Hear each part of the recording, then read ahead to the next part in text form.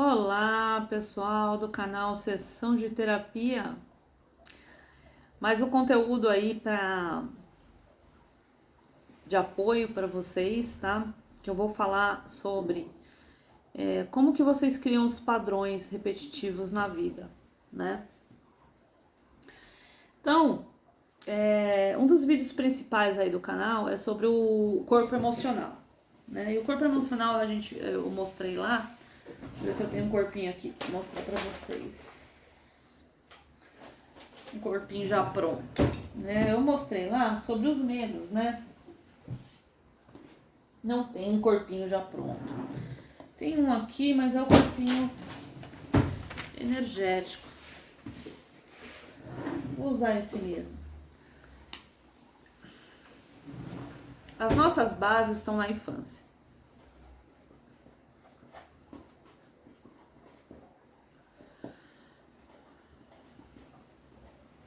Tá? Nossas bases. Vou fazer assim. Tá? Nossas bases estão na infância. Aqui é um bichinho, né? Um homenzinho aqui, tá? Nossas bases estão aqui, pai e mãe, tá? Pai e mãe. Então, é o que faz as nossas bases estruturais, emocionais, financeiras, de poder pessoal, tá tudo na infância, tá? Quando a gente é criança, até uns 10 anos, mais ou menos, a gente está formando o hemisfério racional do cérebro. Então, quando é criança, a gente está utilizando o hemisfério emocional, porque o racional ele está se formando ainda, tá? A gente está aprendendo, né, tudo. Então, a gente aprende a respirar, a gente aprende a andar, a gente aprende a comer, a gente aprende a falar, a gente aprende o que é homem, o que é mulher, o que é casal, o que é família, o que é amigo, o que é animais, né?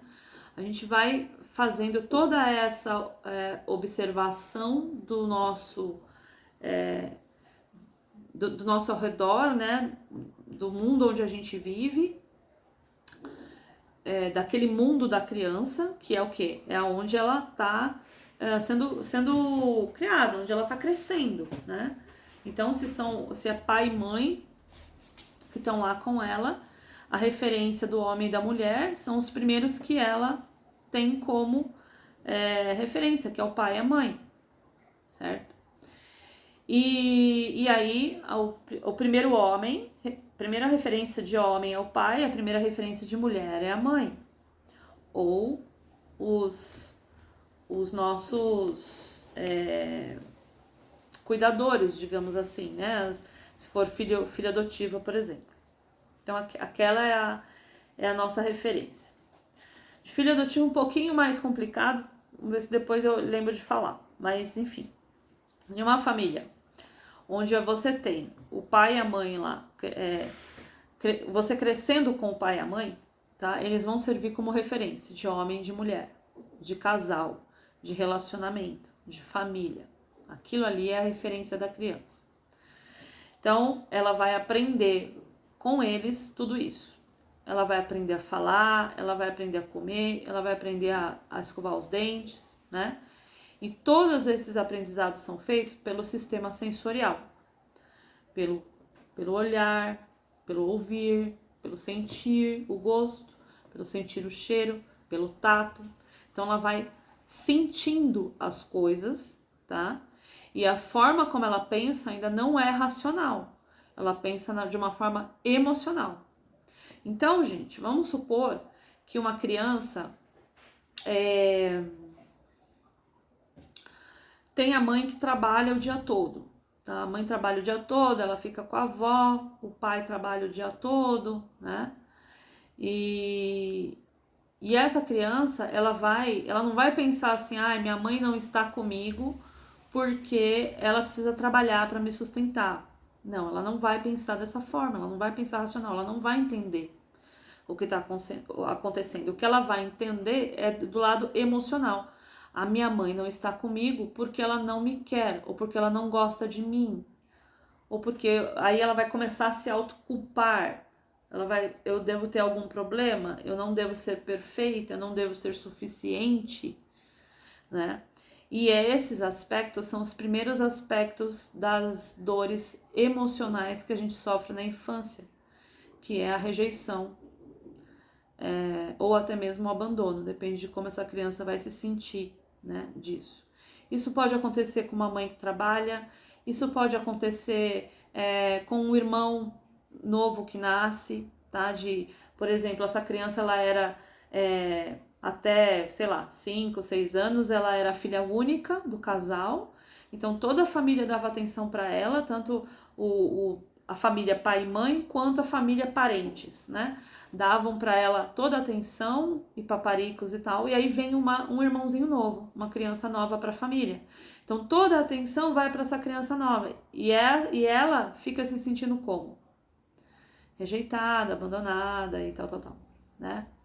E essa criança que está se sentindo rejeitada e abandonada, ela vai colocar no irmão a culpa por isso. Então, aí já vai nascer uma concorrência, uma competitividade entre essa criança e esse irmão.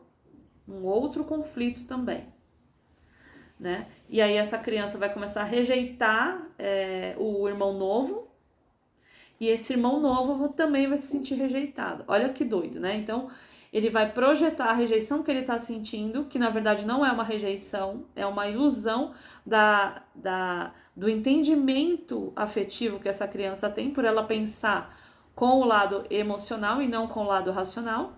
E aí ela vai transferir toda essa rejeição, né, vai transbordar dela para o irmão mais novo.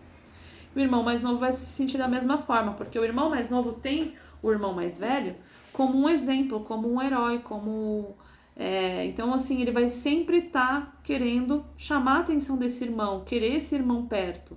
Na maioria dos casos, tá? Tô falando de um modo geral.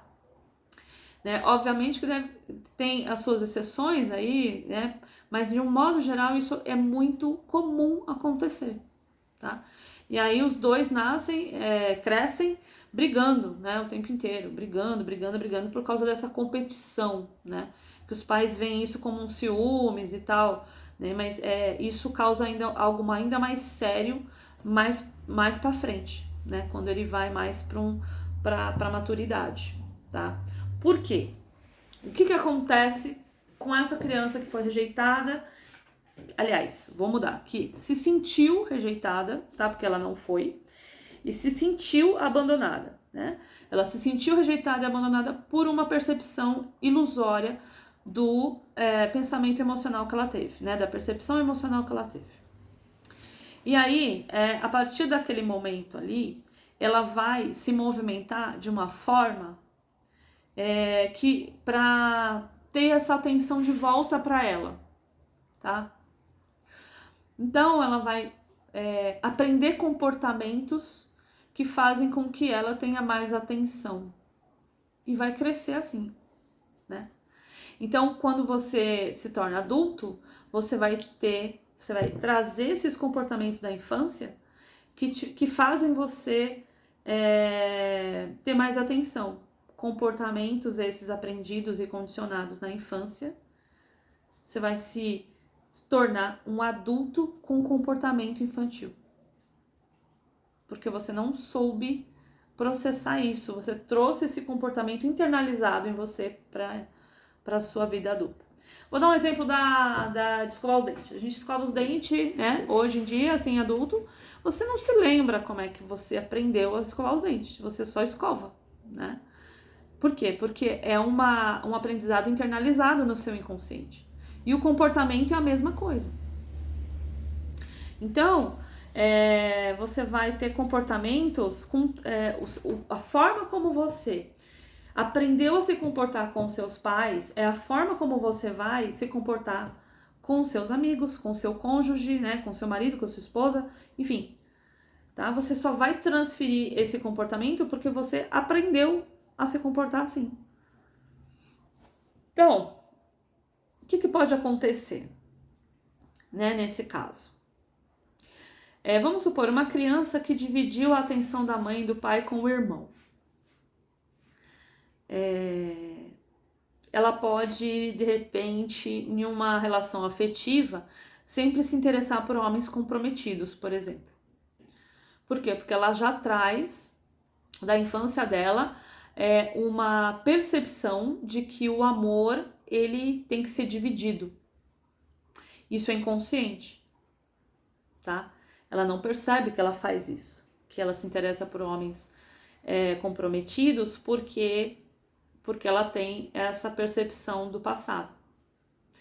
Vamos supor que, vou dar vários exemplos, tá? Para vocês entenderem.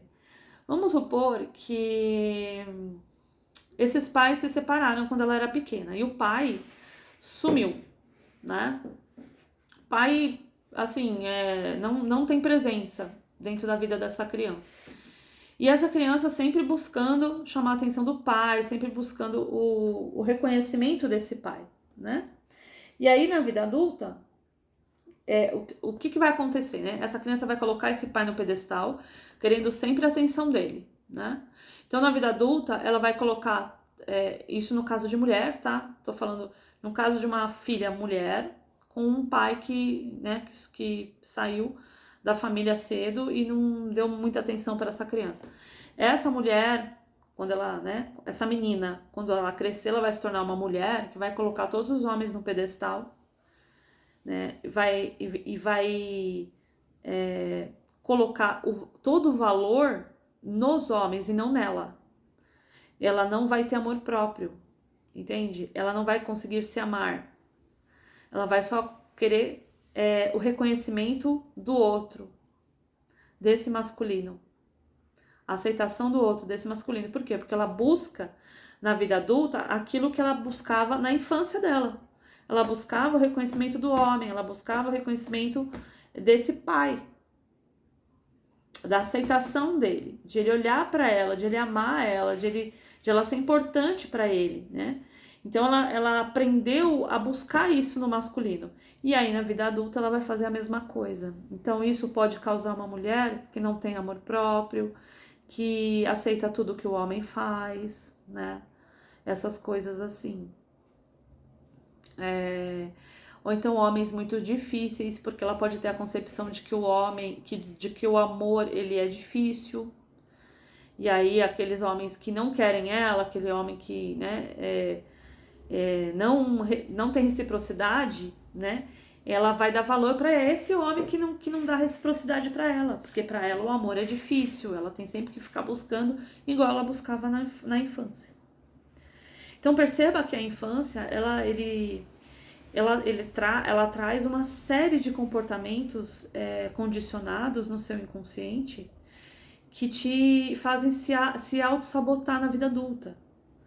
99% das pessoas têm problemas com isso. 99% das pessoas deveriam fazer terapia. Porque você tem que fazer uma desconstrução daquilo que você foi quando criança, percebeu quando criança, tá? Para a vida agora, para a vida adulta. Então, a terapia é exatamente para isso, para você desconstruir, né? Tirar todas essas camadas que foram construídas em você, igual uma cebola, tirar mesmo, até você chegar no seu miolinho e ver quem você realmente é. Que você não é mais essa criança que não tem pai, você já é adulto, você já se cuida, você já se sustenta, você já não precisa mais desse pai ou dessa mãe, né? Tô dando assim só um exemplo para vocês entenderem, né? E refletirem em casa sobre cada um, sobre a história de si mesmo, né?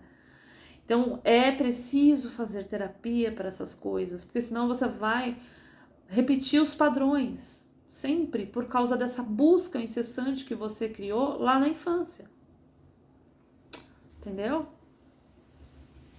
Ó, então aqui, né, nesse negocinho que eu fiz aqui, pai e mãe, né? O pai, ele é responsável dentro do crescimento da criança de dar segurança, de dar proteção, né? Quando esse pai é ausente, tanto para o homem quanto para a mulher, existe uma insegurança de poder pessoal dessa pessoa, né, dessa criança. Né? Essa criança ela vira um adulto inseguro, um adulto que não vai ter um poder pessoal de ter segurança naquilo que faz, naquilo que quer, naquilo que busca, né? Ele vai sempre estar inseguro, indeciso e coisas assim, tá? Quando é ausência desse pai. Quando eu falo ausência desse pai, pode ser tanto a ausência física, né, de os pais separados, quanto aquela ausência de o pai tá lá junto com a mãe, só que ele nunca tá em casa, ele só trabalha, ele não dá atenção nenhuma. A criança não se sente protegida, não se sente segura, não se sente nada ali. É como se o pai não existisse, porque ela mal vê o pai, né? Então, é isso aí, é a ausência da presença do pai, tá? E quando é a mãe, né? A mãe, ela é responsável pelo amor, por você perceber o amor, por você amar, aprender a se amar, aprender a dar amor, a receber amor, né? Então, a mãe ela tá muito ligada ao afetivo da criança, a como ela lida com as emoções. E quando essa mãe também não está presente, ou por trabalho, ou por separação, ou sei lá por quê, né? O que acontece? Ela cresce uma criança que, se ela não aprendeu a ser amada, não se sentiu amada, ela não vai saber o que é o amor, o que é se amar. Então ela vai ter um problema com o amor próprio, né?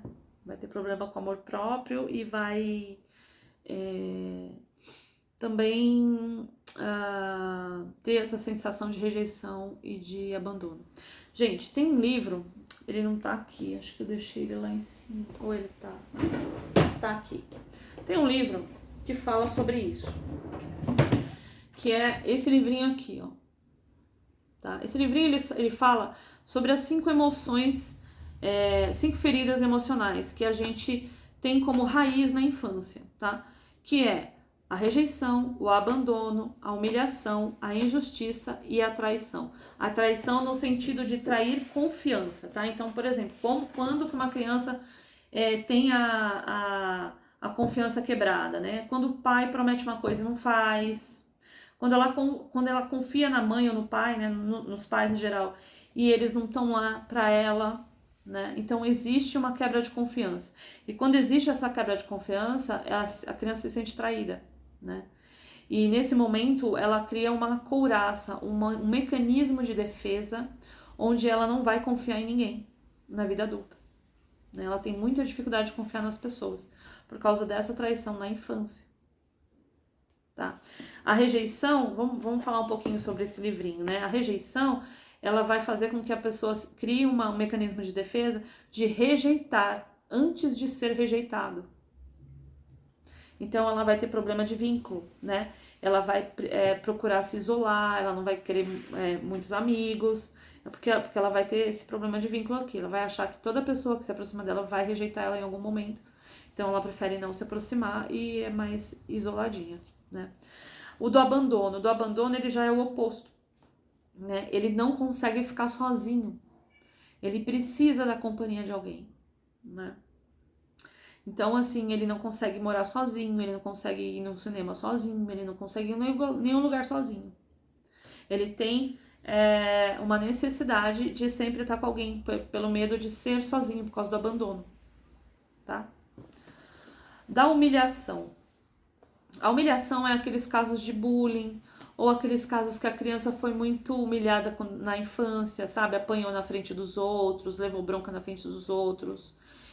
Teve uma humilhação na infância, tá? Então ela tem uma preocupação muito grande com o julgamento dos outros, né? Todo o movimento que ela faz na vida dela é preocupada com o que os outros vão pensar ou dizer ou blá blá blá, entendeu? A injustiça, sabe quando você tem um irmãozinho mais novo que ele faz tudo e você ganha culpa, né? essa injustiça, né? Pode ser um dos casos, né? Você sempre leva a culpa pelas coisas, né? Então aqui você tem a tendência de sempre se colocar como vítima, né? Sempre ver que ou se sentir muito culpada, sempre a culpa é sua, né? Então assim, todas essas 5 feridas, elas estão presentes na infância, todas elas. É possível que você tenha todas elas, em graus maior ou menor, né? Cada uma com a sua história. Mas todas elas estão presentes, né? E precisam ser tratadas dentro da terapia para você não se auto-sabotar na maturidade. Você pode se auto-sabotar no trabalho, na vida financeira, né? Na prosperidade, né? No campo material, no afetivo, principalmente. Né? Então, é muito complicado você não olhar para isso, tá? Porque você se auto-sabota. E aí você tá lá e sofre, né? Porque isso daqui dá muito sofrimento. Então esse livrinho, assim, com feridas emocionais, é muito bom para você ganhar mais consciência e cura nesses processos emocionais para não se auto-sabotar, né? Obviamente que é bem difícil fazer isso sozinho, então sempre recomendo, né? Uma terapia para você tá fazendo esses processos, tá? Então, assim,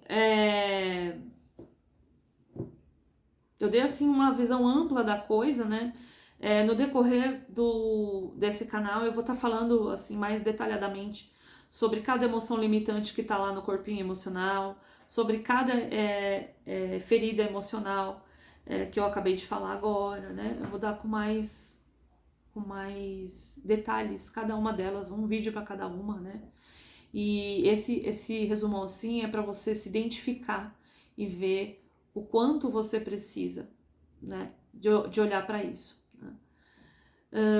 Que mais que eu queria falar para vocês sobre isso tudo que eu tô falando, né?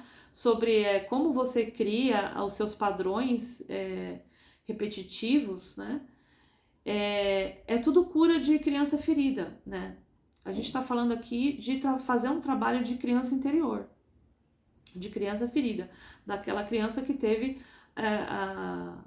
um olhar, uma percepção com o emocional e não com o racional. Se fosse hoje, você ia entender, minha mãe não me dá atenção porque ela precisa trabalhar, ou ela precisa dar mais atenção pro meu irmão que acabou de chegar, é menor, depende mais dela do que eu.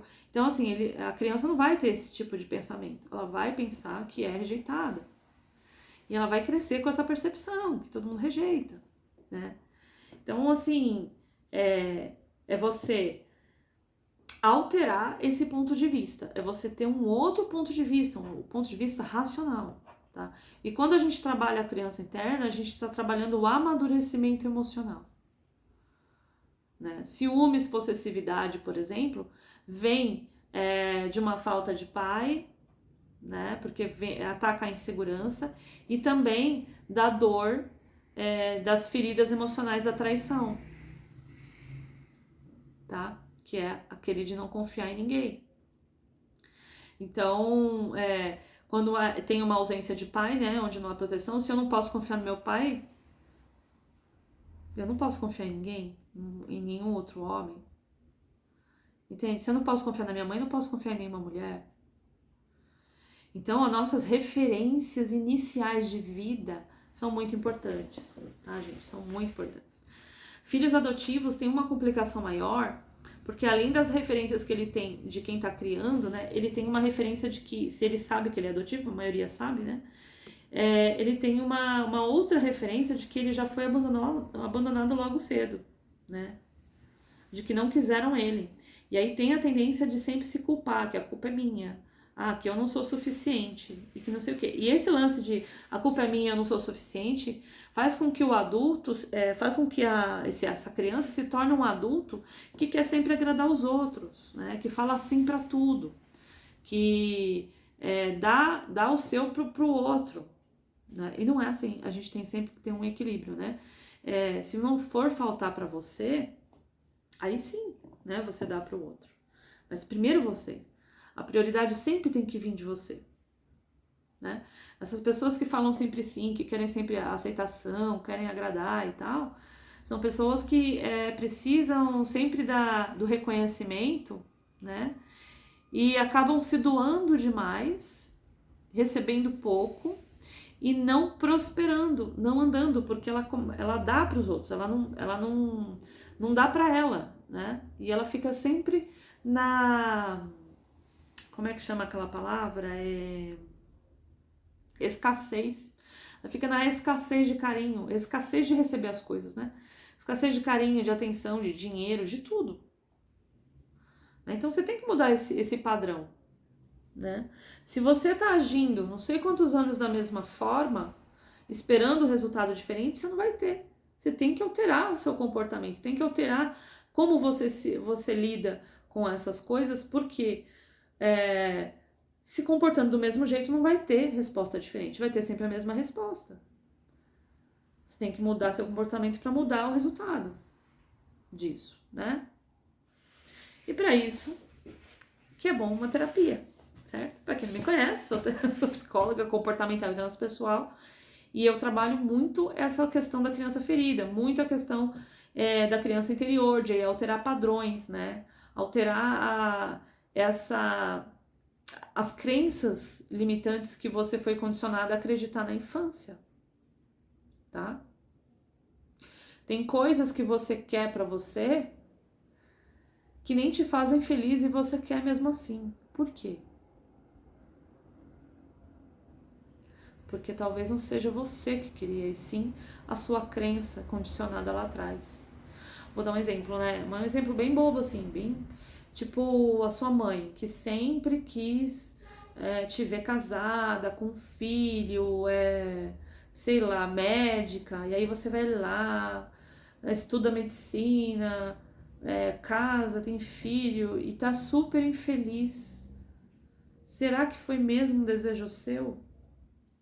Será que não foi um condicionamento colocado na sua cabeça desde criança? Né? Que você está fazendo tudo isso para agradar, para compensar, não é nem compensar, é outra palavra, para você provar para sua mãe, para o seu pai que valeu a pena te criar, valeu a pena te ter.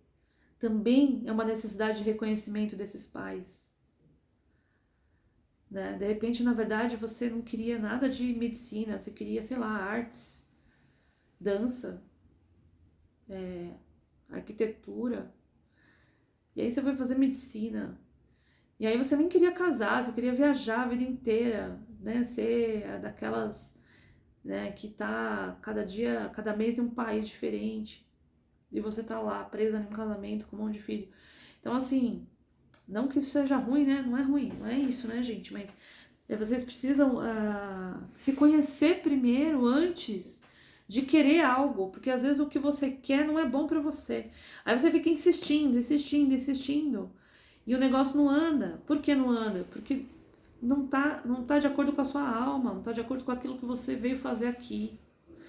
Por isso que nas primeiras sessões eu falei sobre propósito de vida, missão de vida, objetivo de vida, né? No primeiro vídeo ali que eu fiz, foi pra isso, porque às vezes você tá insistindo em uma coisa que não é pra você, que não vai te fazer feliz, mas você tá acreditando que vai.